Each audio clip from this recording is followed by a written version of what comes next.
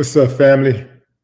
If it's your first time checking out the show, let me know what city, what state you're coming in from. If you're outside of the U.S., let me know what country you're representing. Family, I need you to smash up the likes, smash up the likes, smash up the likes. Also, if you have not done so already, after you subscribe, there's a little bell next to your subscribe button. Go ahead and click that thing right now so you can get your notifications each time I drop a new video like this. That way you'll be in the loop going in. Fam, I put a video in the description. A video about David, what's this guy's last name? How do you say his name? Ojabo, David Ojabo. This guy is a rusher who played for Michigan.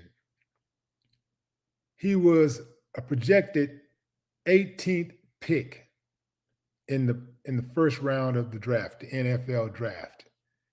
That is until he tore his Achilles. Fam, this type of thing happens often in sports. But I wanted y'all to watch this video, and I want you to see how savage the scouts and the coaches who were at that workout were. This guy's out there, running around, trying to show off his talent so that he can make a team and trying to impress these guys. And he hits the ground. I mean, like, you could tell he's in agony. You could tell he's in some major pain. And not only did the coaches and scouts on the sidelines totally just brush him off, like not one of them took a step toward him to see if he was okay, to check on him. And then another, I don't know if it was a scout or a coach, but another guy walked from the other side of the field, walked right past. I thought he was about to help him. He walked right up and just kept walking, walked right past him like, okay, next. Who we got next? It's really sad the way a lot of these ball players are handled, especially in the NFL. I mean, they do these dudes dirty. This is why when these guys get to the money, I'm like, get your money, man, because these teams, these coaches, organizations, man, they don't give a damn about these players. When these guys get to that money, I'm like, man, get your money. I don't give a damn. Get your money. Damn being loyal to these teams, because the teams are not loyal to you. I think the only thing you should be loyal to is your pride. When you get your ass on that field, you get on that court, you give it everything you got, you leave it all on the court, you leave it all on the field, and that's it. Because even if you don't like the team that you're playing for, you still got to have some honor, some pride about yourself. Even if it's your last year playing. Let's say you want to go to another team. You gotta show that you're worthy of that contract. Perhaps you want to get a new contract. You got to show that you're worthy of getting more money, getting that new contract. But beyond playing for other teams, for me, it boiled down to pride. I remember playing basketball in the hood back in the day. And we were playing against some dudes that was athletically better than us, who were more talented than us. We were playing 3-on-3. These dudes actually played. One of the dudes was like 6'9", 6'10", flying all over the court and everything. Man, they got on the court against us and we beat them because we refused to lose, and we was very aggressive. Very aggressive. And one of the dudes was like, damn, man, it ain't nothing but a game, man. You know what, man, you act like you playing for money or something. I said, no, we playing for something more than, I told him straight out, I said, we playing for something more than money, worth more than money. We playing for pride. Y'all not finna just come over here and run through us. Y'all ain't finna just come over here and just be flying through the air, dunking the ball and doing whatever you want around here. We play for pride. So if nothing else, man, you got to have some pride. You know, where's the pride? I see so many of these players, and I know I'm getting off topic a little bit, but a lot of these players, they have no pride, especially when they get their first contract. When they don't have any pride anyway. If they wait till they get the contract and stop performing, they never had pride in the first place. But a lot of these players, man, they ain't got no pride. They get that, and when it's like when they get their contract, some of them just roll right on over and die.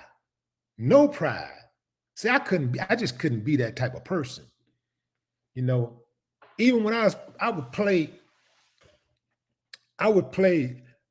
games with my kids when they were growing up. Man, I ain't trying to let them win nothing. I'm like, no, you're gonna have to earn this win. I'm trying to win, man. And my kids are the same way. They want to win and they play to win. They'll run through anybody. They don't care if it's their grandmother. They gonna beat her. If they can beat her, they're gonna beat her. Like, I don't believe in all of this, man, just laying back and rolling over and just having no pride. And I don't believe in these giving everything you got to these organizations when they will give you nothing. I even look at the Texans organization, how they did Andre Johnson. Andre Johnson gave the city of Houston, gave the team everything he had, and they traded him. This dude is a Hall of Famer. I think he got all kinds of records that he broke in this city. He's a Hall of Famer. And they treated that man like dirt when they couldn't get no more high production out of him. He was still a very good player when they traded him. But they felt like since he was older and they wasn't going to have him too much longer, let's go ahead and see what we can get from him right now. That's how those teams do. So I'm not mad at these players when they go in and get as much money as they can. I wasn't mad when LeBron said, I'm taking my talents to South Beach. Man, you got to do what's best for you and your family. Going into the comments. Who was that? Nathaniel Ray Davis. What's up?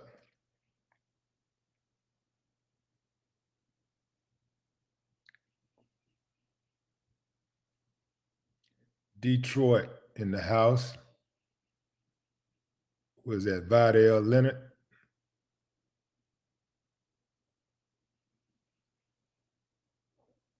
Greg Smith. What's up? What's up, Greg?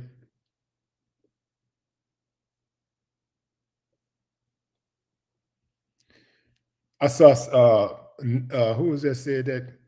Nathaniel said NFL players get paid, cut the slave top. When people say it's slave, act like a plantation is ran like a plantation.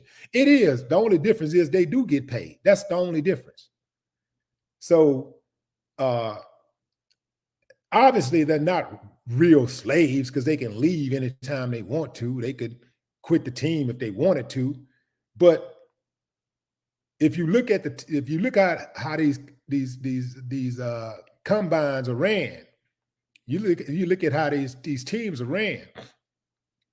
It's pretty much the same thing they used to do in slavery when they used to make them stand up there and they take your clothes off and they want to measure your biceps and your triceps and they want to see how big your hands are, how long your arms are, your leg, how fast you can run. They used to do the same thing. So that's where the analogy comes from when people start talking about how they're comparing it to slave and plantations and stuff like that. So y'all need to stop taking that so literally, like, oh, they're not slaves, they're getting paid. It's a fair analogy. The only difference is that they are getting paid. That's the only difference.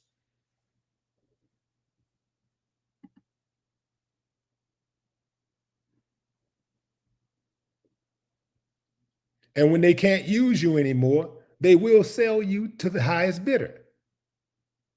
Now that ain't slave. That ain't like slavery. The only difference, like I say, is that they're getting paid and they can come and go when they want. They can quit anytime they want to. You know, those are the differences. Other than that, it's a whole lot of similarities. The way they run these teams and the way they handle these players. They handle these players a lot like they handled human beings during slavery.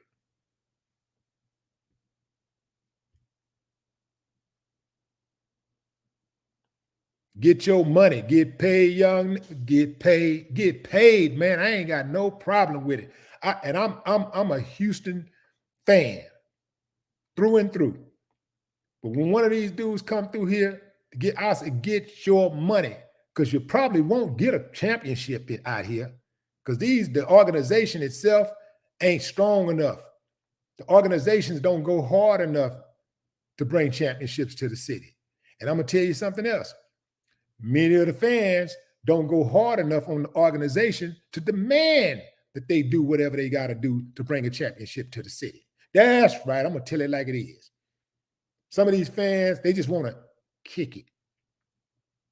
They be so groupied out, they just want to kick it and take pictures with the players. I don't want to take no picture with no losers. I ain't trying to take no picture with you. If you're an individual player and you got heart, and you play for one of these teams, you play for the Rockets or the Texans or the Astros or Dynamo, if you got heart, I'm with you. I'm with you all the way. But if you one of them dudes that roll over, you sorry, I don't want to take no picture with no sorry ass dude. Ain't standing by next to no loser. I ain't finna kick it with him. I want to win. Surround myself with winners. Andre Johnson is a winner. You know, Deshaun Watson is a winner. I'm cool. I'm cool with those type of dudes. JJ Watts, winner. But he wasn't going to win in Houston because the organization ain't a winning organization. They don't have that winning mentality. How can you have a winning mentality and be okay with losing year after year after year? I couldn't do it. You got to be a winner. I'd be like, man, I'll be losing my mind. Like man, Houston ain't won a Super Bowl, ain't been to the Super Bowl in 50, 60 years of existence. Yeah, they changed. The Texans only been around 15 years or so, 20 years, but they changed the name. It's still Houston. So we ain't had a pro team in the Super Bowl ever. How in the hell can you have a team for that many years, that long, and not win a championship? I couldn't do it. I couldn't be okay with just winning, getting the money. I want some ships, man. I want some ships.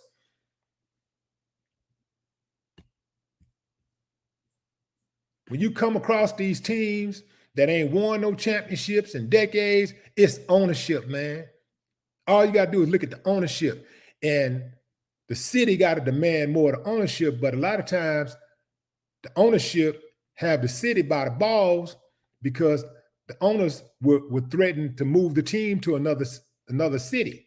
Then it's going to take a while for you to get a pro team in that city again. You know, like, didn't take too long for a city like Houston, because, you know, it's a big city, so it wouldn't take long, because that's what happened with us.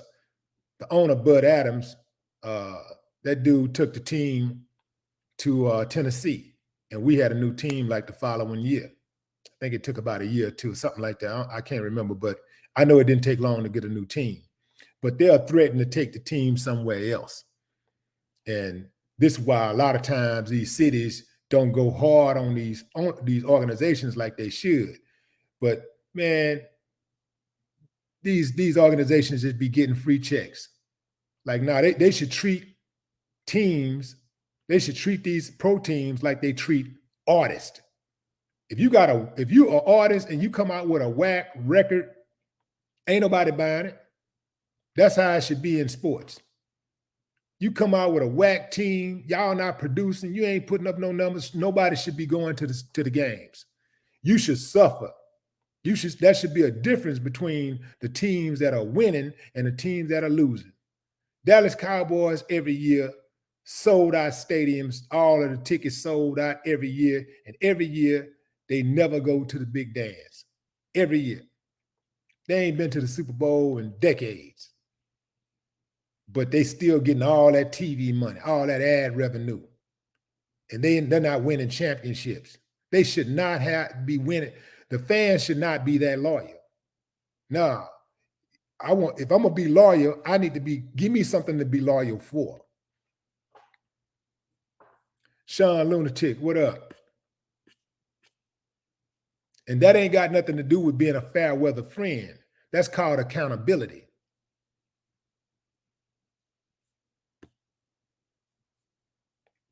That's why ain't nothing changing in a lot of these states, a lot of these cities, because the people, the citizens are not holding these politicians accountable. And that's why they can get away with the stuff that they get away with. That's why they can go in and just pass a law.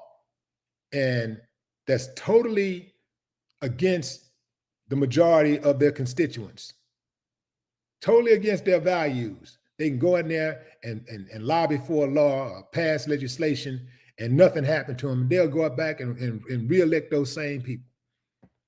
They don't hold them accountable. So if you're not going to hold somebody accountable, what is the incentive for them to change their behavior? What is the incentive to change negative behavior if you're not going to hold somebody accountable?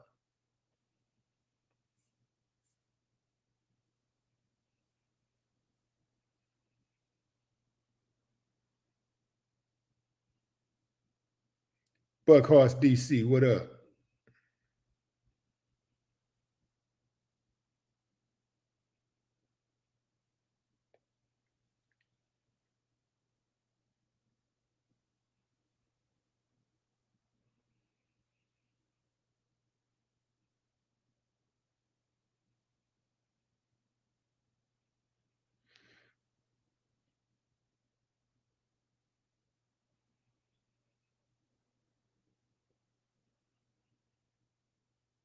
Lisa Jefferson.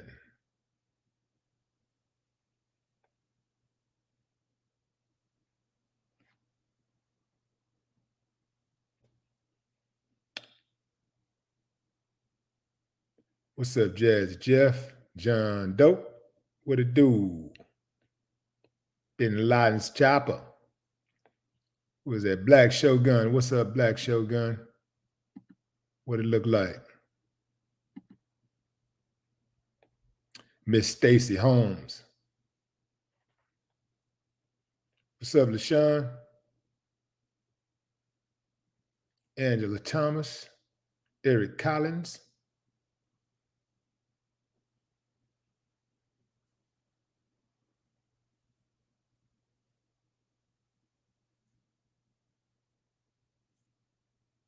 All right, I'm gonna do a recap, fam, and then I'll come back and give a few more shout outs and I'll shut it down. If you're just not joining us, we're talking about David Ojabo. He is what was the number 18 prospect in this year's NFL draft. He was expected to go in the first round, but all of that could change now that he has torn his Achilles. He's pretty much out of here, and they're saying that it's going to take at least 6 months for it to heal. Now there is if he does get a chance to go in the draft, if his career is not over right now, then there's an opportunity for him. There's a chance that he could play in the second half of the season.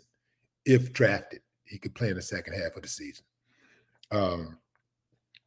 He probably won't. They'll probably like sit him on the sideline for an entire year, make sure he's straight, because they're going to have to pay him some money. The trip part about it is that now that he's torn his Achilles, they're not going to offer him as much money as they would have. Even if he does go in the first round, he's just not going to get as much money.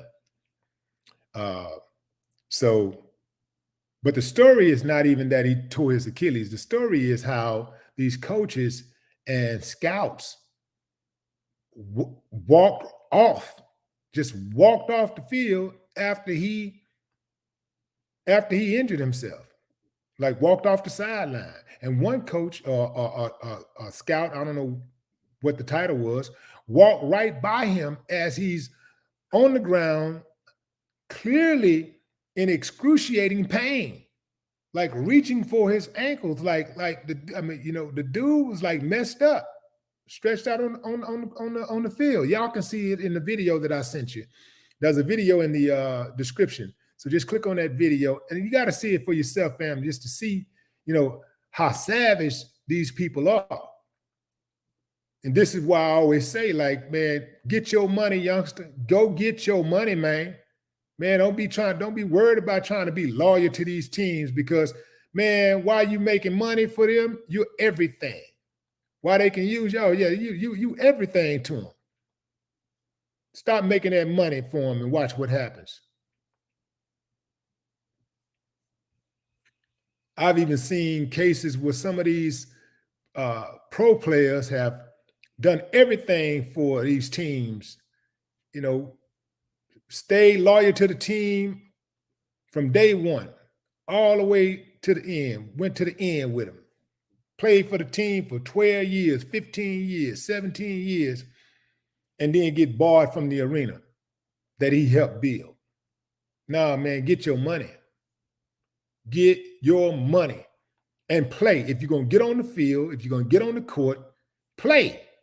Like, put everything you got. I don't give a damn if you're playing for the sorriest team in the NBA, NFL, in baseball. Don't you be no sorry. Don't you be sorry. Don't go out there and resemble your team. Be the standout. Go out there and show up and show out every single time you hit that field. I had to tell my son that, because these kids who grow up privileged, they got, it's a lot of them, man, they got a different kind of mentality. Like, when they play football, they just play football for the sport, just for the camaraderie. They play because their friends are playing. They play so they can have a picture in a football suit, and they want to show you, they want to be able to show that they got the uniform on. They want to have that picture so they can show, oh, look at me, I played football. See, so when these kids are privileged, they got to have something to motivate them to excellence, So I had to have that conversation with my son, because a lot of the kids on his team, they was just, man, they like, whatever. Them little kids in the hood, they got a sense of urgency. When they're playing ball, they're playing like, this is my ticket out of the hood. I'm getting out of the ghetto. So they go hard, and they got a certain level of aggression, and sometimes, it's sad to say, but sometimes when them kids win and they play football and they win, the kid who really show up and show out always get a little extra something. So he might even, coach might decide to take him out to eat with his family or something, and he gets something special that the other kids don't even get. So all of these type of things, man, these kids go hard when they from the hood, man, because they ain't got nothing else. These other little kids, they already know, oh, I ain't worried about this football, because they're not playing football to play football for life, or as a career. They're not even thinking about football as a career. So they don't have that same type of drive, that same type of motivation. So I had to tell my son, look, if you don't have your motivation, if your motivation don't come from just wanting to beat this team, then you're gonna have to get some motivation. Your motivation it's gotta be from to have bragging rights, to impress a girl, you gotta have some motivation. You gotta get that motivation from somewhere. And I say, and ultimately, you're gonna you gotta be proud of this name that comes on your jersey. You got to be, you a dentist, boy. You got to show up and show out. You know what I'm saying? You got to have some pride, because I'm not gonna be coming up to this damn game and sitting on this sideline watching you play, and I know you ain't giving everything. I said, give me everything you got. Leave everything on the field, and we good. And that's what he did when he played. He left everything on the field. So I was proud of him for that. Give me everything you got, man, and I ain't worried about it. We ain't gonna have no problem with me. I want to see you. That's how I play. I don't even have to be the best player on the team, but I'm gonna give you everything I got. I die for if I'm playing basketball, I die for that ball. I dive all in the damn stands for the ball. Yeah, I bust my head wide open, try to get that ball, man, because I'm trying to win. I die for the ball. I take the shot. I hold the toughest player. I defend the toughest player. If I'm not in the game, if I'm on the sideline, I'll be the biggest cheerleader on the sideline. I'm trying to win. And whatever I got to do to win, that's what I'm going to do. If I got to set the pick and somebody else take the winning shot, go ahead. Because as a team, as long as the team win, I win. I don't care. It'd be nice if I took the winning shot, but I ain't got to take the winning shot to be okay with the game the way it went. I want to win.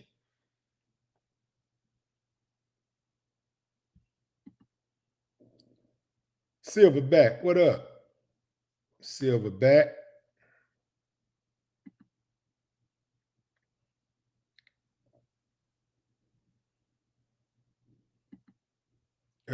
Pongoino, huh?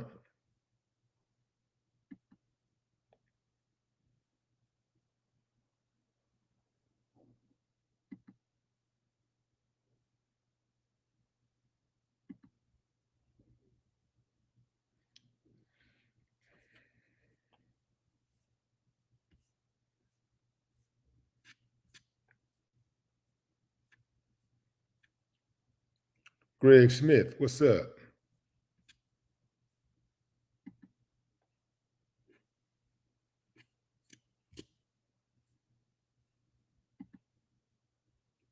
Sergio. What's up, Sergio?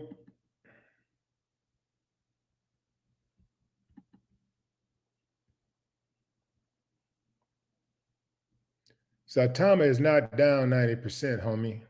Saitama is still up. It's down from its highest marks, of course.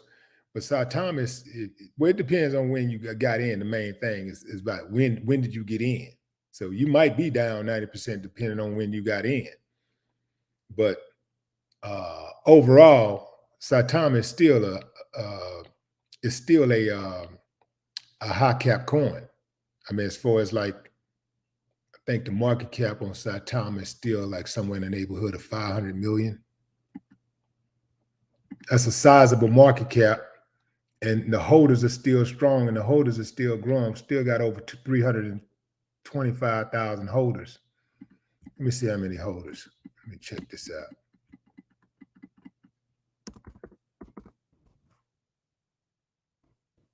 You got to understand too that Saitama is a young coin. People don't understand that.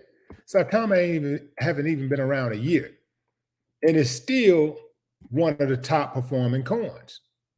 People, I think Saitama got so much.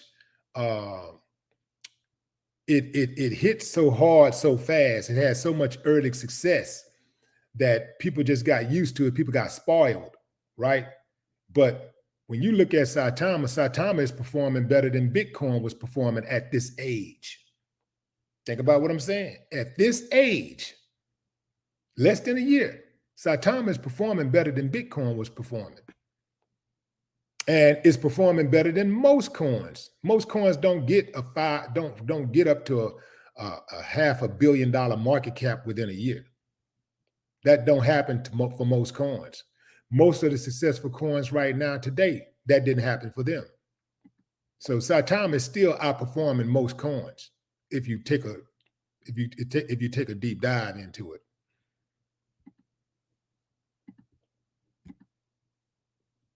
And people have to also understand. Now here's David Ajabo, who had a.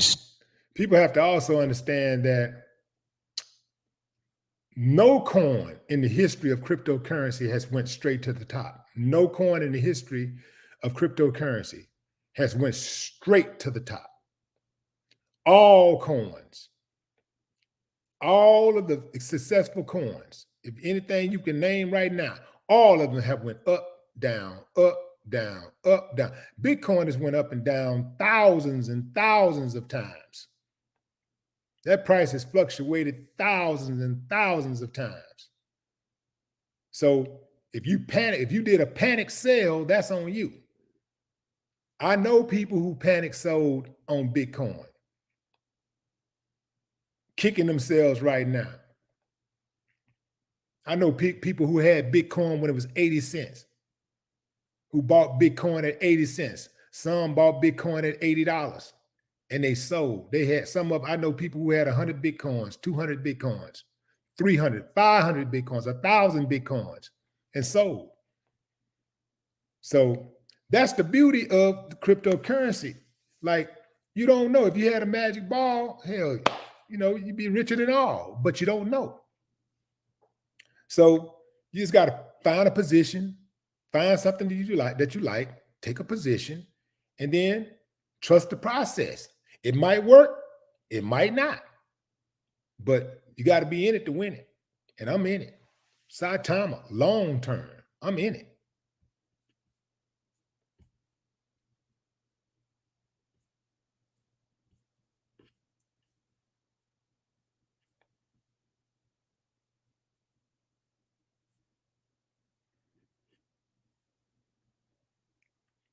Lovey Star beating.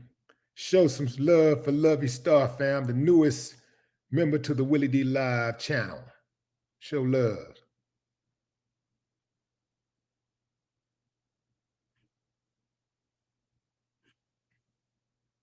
Show some love to Lovey.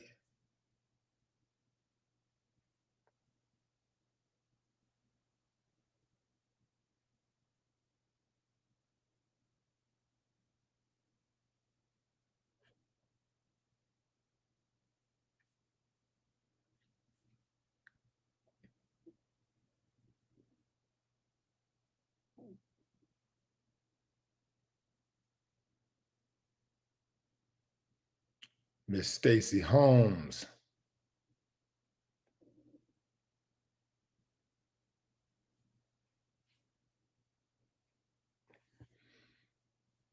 That's and I'll make this last statement about making sure that when it's time for you to perform, it doesn't matter if you like the team or not, or whether it's even in your company, perform. If you're gonna go to work, go and do the best job that you can do. Don't be going in there slouching and doing the minimum. Do the best job that you can do, because you never know what would become of that. You never know what could come from your performance. People be watching. People see you when you think they're not watching. So make sure you do your job the best that you can. You know, I remember when Pimp C didn't want to give Jive that last album, and Jay asked me to talk to Pimp C. Now, I wasn't talking to Pimp C strictly so that he could, you know, it would have been good for him to be on Rap a Lot, but I didn't want to just, you know, try to persuade him to get on to deliver the album just so he can sign with Rap a Lot. I wanted him to give them that album so I could hear some more UGK, some new UGK music, and so that Pimp C can get back out there making his money and taking care of his family. But all of that was on hold because Pimp didn't want to give Jive that album. So I had to just go and talk to him. I said, listen, man, UGK is a tax write-off to Jive Records. They got R. Kelly, Britney Spears, NSYNC, Backstreet Boys. They got all these acts. And although UGK is dope as hell and one of my favorites, Those other ones making more money for them. So Jive Records will use you guys as an example to the other artists on what not to do. They'll freeze y'all. These people ain't losing no sleep, but you are. You're agonizing every day. You tripping every day. But they're over there eating, living good, flying private jets, hanging out on yachts. They ain't losing no sleep. But you over here tripping. Man, get them people that record so you can move on with your life. Like, and don't just give them any record. Make something real dope, put it out there, and then make your move to whether you want to get on Rap a Lot or you want to do something with some other company. But make sure every time you jump out there, you jam it. That way, the fans don't get let down. Everybody know that you jam it. So y'all put that next album out. Hell, the stakes are even higher. The next company gonna want to offer you even more because they know, damn, these boys took care of it. These boys is hot. They still got it. That's the way I always did on solo records. I mean, on records that anytime I did a feature for somebody, go check out any of my features. I can guarantee you I'm jamming. I'm jamming like a fool because I know it might be the first time that somebody is listening to Willie D. That might be the first time somebody ever heard me. And if I just jump out there and just do anything like a lot of these dudes do, y'all ever heard some of these artists when they do features, it's like really like weak. A lot of those features they just get on there and just take people money. They just say anything, not me. I'm going in like somebody got a gun to my head. I'm going in, I'm gonna spit, I'm gonna kill it every single time. I'm gonna kill it. I'm a specialist. I'm gonna go in and smash the gas on any feature that I do. I'm serious about it. Because I don't know if this is the first time somebody has ever heard me. And not just that. I need the people that's Willie D fans to say, yeah, he did it again. Go listen to anything I ever featured on and watch me show up and show out. Ain't nobody running over me on no feature track. Nobody. I mean, nobody. Go listen to it. Listen to anything with me on with somebody else and watch what happens. I ain't playing around. And I got pride. So I don't want to hear nobody listening to the track skipping over me and talking about how everybody else got off and I ain't do nothing because you know everybody like to make comparison. As soon as they hear a track with multiple artists on it, they be like, man, such did this thing. Oh man, such. I'm like, nah, shit, I need y'all. I be saying my name too, man. I need y'all to say my name too. Say my name when no one is around. I need to hear it. So, and plus, when I show up and show off, my stock rise. So everybody know, okay, we're going to take care of business.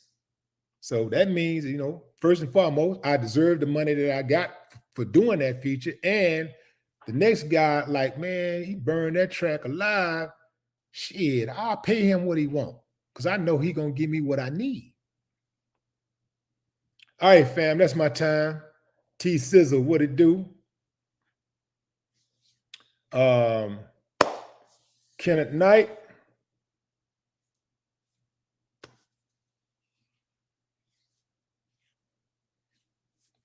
All right. All right, fam. That'll do it. Y'all enjoy the rest of your weekend. Or for some of you guys, it's already Monday. But you know, enjoy your night, enjoy your afternoon or your morning, wherever you are in the world. Until next time, fam. No more talk.